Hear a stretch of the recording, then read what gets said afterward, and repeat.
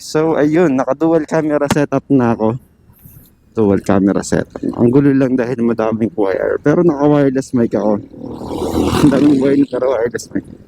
Naka-wireless mic setup tayo sa ating GoPro Hero 7. Ito yung ating TMW wireless microphone. So, minodified ko kasi siya. So, testing ko kung magiging goods na ba yung quality ng kanyang microphone. So, pinalitan ko siya ng mic piece ba tawag doon? Pinalitan ko siya ng mic piece mula sa mic piece ng Fridco na aking intercom. So, iti-testing ko muna itong naka-wind noise cancellation na features na itong TMW microphone. Nung sinubukan ko kasi ito, mas okay yung naka-turn off yung wind noise cancellation. Mas maganda yung sagap ng boses. Pero syempre, testingin ko yung dalawa. So, etong settings na to is yung naka-wind noise cancellation. And then mamaya, i-try naman natin is yung naka-off yung wind noise cancellation niya. Para meron tayong comparison sa dalawa.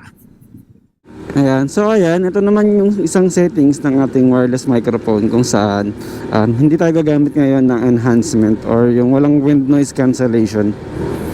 So, para sa akin, mas okay ito dahil mas mas natural yung nakukuha niyang sounds like yung mga jeep, yung mga ingay sa kalsada. Yun, mas okay yun kasi kapag ka naka-on yung noise cancellation, yun nga, tanging boses lang natin yung nare-record na ng ating microphone. So eto, another testing to, wireless microphone.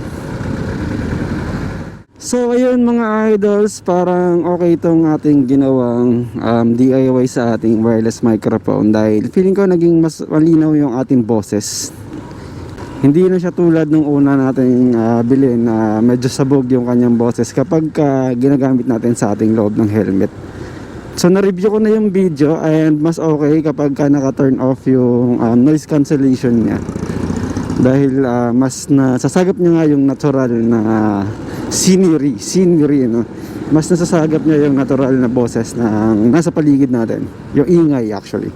So ang next na lang na ating iti-test is kung usable pa rin ba yung audio niya kapag mabilis yung takbo natin. So minsan kasi syempre nagcharot-charot tayo, nagsasalita kapag na-under or meron tayong instances na meron tayong nababanggit during our travel. So doon natin malalaman later on kung usable pa yung audio kahit na tumatakbo tayo ng medyo may kabilisan. Hindi naman sa may kabilisan, let's say mahangin, mga ganon.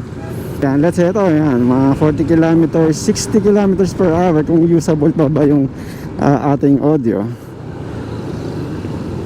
Tulad na ito, tumatakbo tayo ng 50 kilometers per hour and medyo malakas nga yung hangin, and then dito natin malalaman kung still usable pa rin yung audio.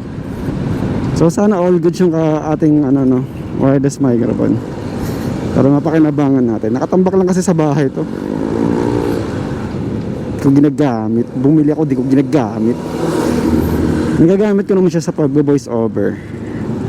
Pero bihira na kasi mag-voice over. Tinatamad na ako mag-vlog-vlogan. Hindi ko pa na-edit yung linggalan namin.